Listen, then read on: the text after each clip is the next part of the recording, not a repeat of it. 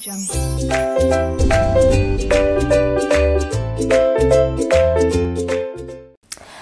құрметті оқушы. Олимпиадалық есептерге дайындық курсына қош келдің. Жалпы математика пәнінде тек қана есептерді дұрыс қана шығарып қана қоймай, оны жылдам шығара алуы қажет. Сондықтан мен бірінші сабағымызға жылдам шығарудан бұрын бізге әрине логикалық ойлау қажет. Бірінші сабағымыздың тақырыбы логикалық есептер, оның ішінде кесте құру тәсілімен. Ендеше бірінші миға шабуыл жасайық. 3 қорапта алма, алмұрт және банан бар. Екінші, үшінші қорапта алма емес, үшіншіде банан емес. Әр қорапта қандай жеміс салынған? Кәнекей? 10 секундтың ішінде тауып айта аласың ба?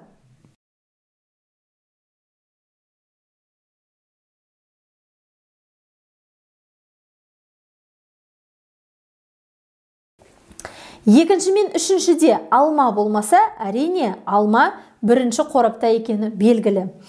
Үшіншіде банан емес, үшіншіде банан болмаса, ол екіншіде. Ал қалған алмұрт, ол үшінші. Сенікі дәл менікімен бірдей болды ма? Тамаша. Ендеше келу ретін анықта. Кешкі асқа үйдің 4 баласы жиналды. Олар Арман, Данияр, Жомарт, Шыңғыс.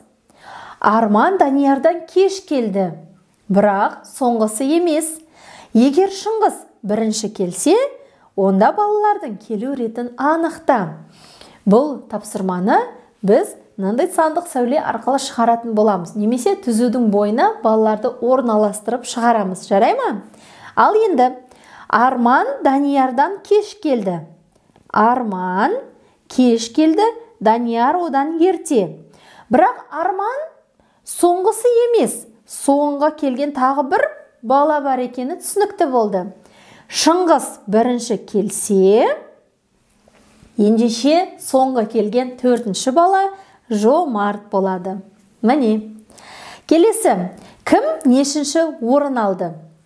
Мектеп аралық жүзу жарысына Болат, Ибрахим, Бейбарыс және Темірлан алғашқы 4 орынды иеленді. Енді тыңдаймыз. Бұл есепті біз кесте құру арқылы шығаратын боламыз. Бірінші және 4-ші орынды Болат иеленген жоқ. Яғни Болатқа 1 мен 4-ке минус қойып қоямыз. Ибрахим 3-ші орынды алды. Ибрахимға 3-ке плюс қоямыз.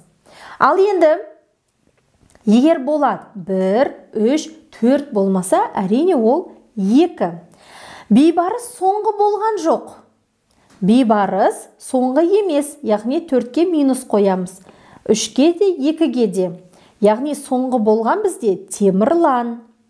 Ал енді 2-ші орынды Болат, 3-ші орынды Ибрахим, 4-ші орынды Темірлан, ал енді 1-ші орынды Бейбарыс алды деген сөз. Міне, кесте арқылы осылай шығарамыз. Фамилияларын тап. Олжас, Қайсар, Берік бір жатақханада бір бөлмеде тұрады.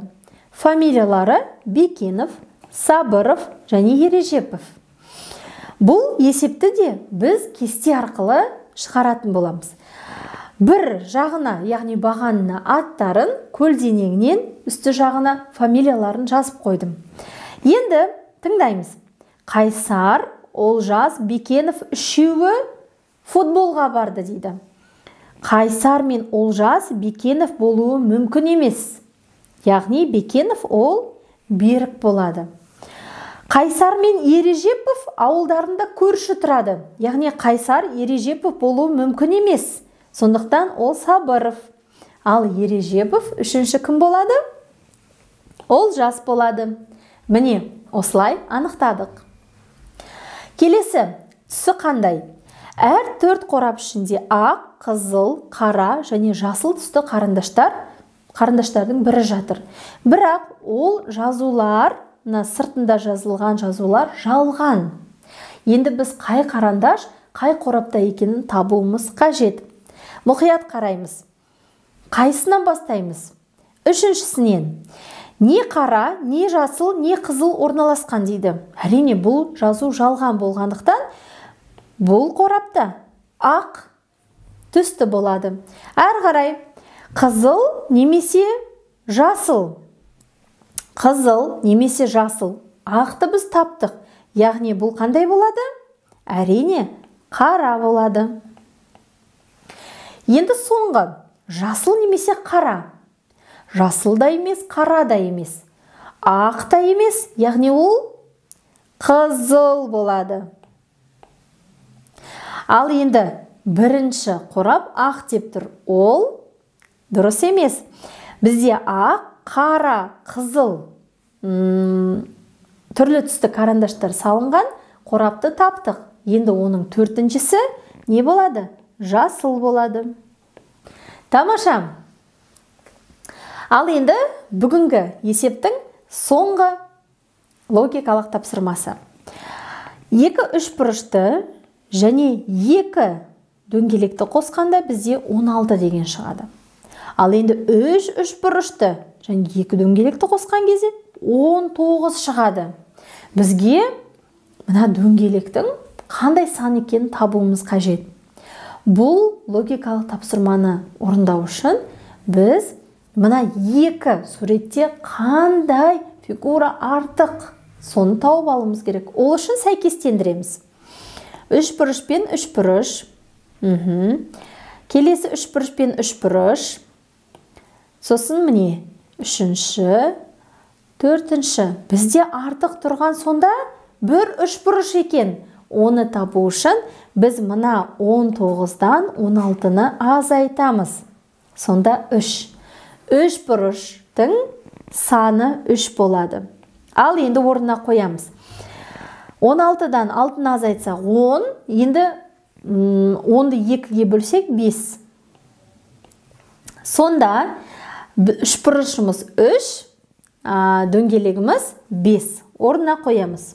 3, 3, 3, 9. 9-ға 10-ды қоссақ 19. 6-ға 10-ды қоссақ 16. Тамаша. Ал енді осы логикалық тапсырмаларды қалай шығару жолдарын үйреніп алдыңдар деп ойлаймын.